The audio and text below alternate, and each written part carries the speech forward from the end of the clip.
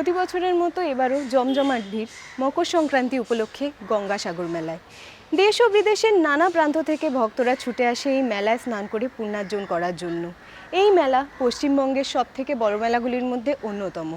গঙ্গা ও সাগরের সঙ্গমস্থলে এই মেলায় এবার বিশেষ জোর দেওয়া হচ্ছে স্বচ্ছতার উপর।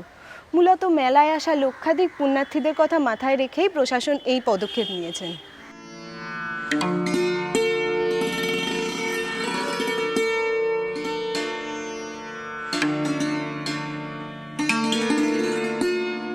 প্রতিবারের মতো এবারেও মেলাতে সমাগম ঘটেছে দেশের নানা প্রান্তের সাধু সন্ন্যাসীদের, যাদের মধ্যে উল্লেখযোগ্য উত্তর পূর্ব ভারত থেকে আসা নাগা সন্ন্যাসীর দল।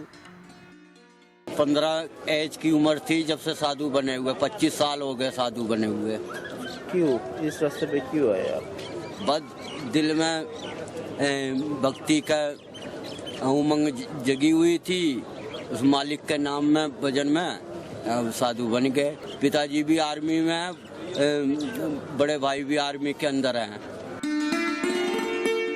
উৎসব উপলক্ষে কপিল মুনির মন্দির আলোক সজ্জায় সেজে উঠেছে, রয়েছে গান বাজনাও। মনের কামনা পূরণ হবে এই আশায় ভক্তরা গঙ্গাসাগরে ভাসিয়ে দিচ্ছে প্রদীপ। गंगा जी जो जैसे गंगोत्री से शुरू होती है और ये इनका सागर में मिलता है, तो ये कि गंगा जी यहाँ पे मिलती हैं, तो इसलिए गंगा सागर बोलते हैं। और गंगा जी की जो भी वहाँ है इधर से यही यहाँ है। ये मोक्षदायिनी है ना, यहाँ पे आके मेला मिलती है, मोक्षदायिनी गंगा हो जाती है। अच्छा, मैं वैसे दूसरी बार आ रही हूँ, लेकिन सुना बचपन से है सारे तीर्थ एक बार गंगा, सारे तीर्थ बार गंगा सागर एक बार।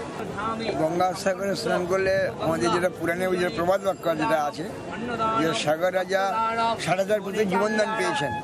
ওই গঙ্গার জল আনতে ভোগে যখন এনেছিলেন, তার জল স্পর্শ করে আর সাগরে 7,000 জীবনদান পেয়েছেন। আর আমাদেরও পিতৃপুরুষের এখানে তর্পণ করা হয়, পুজো পাঠ করা হয়। ছোট থেকে বৃদ্ধ পর্যন্ত কোনো বাধা নেই যে স্নান করলে কোনো অসুবিধা আছে। এখানেও স্নান করলেও আমি 7 জন্মে 10 জন্মের যে পূর্বজন্মের পাপ, সেই পাপটাও এখানে নিশ্চিত হয়।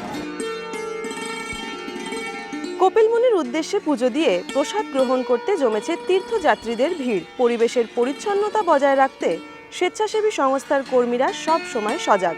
প্রশাসনিক পক্ষ থেকে নিরাপত্তার বেষ্টনী জোরদার করা হয়েছে। তাই সবকিছু মিলিয়ে মকর সংক্রান্তির পুণ্য তিথিতে পুণ্য স্নান পরিপূর্ণতা লাভ করেছে।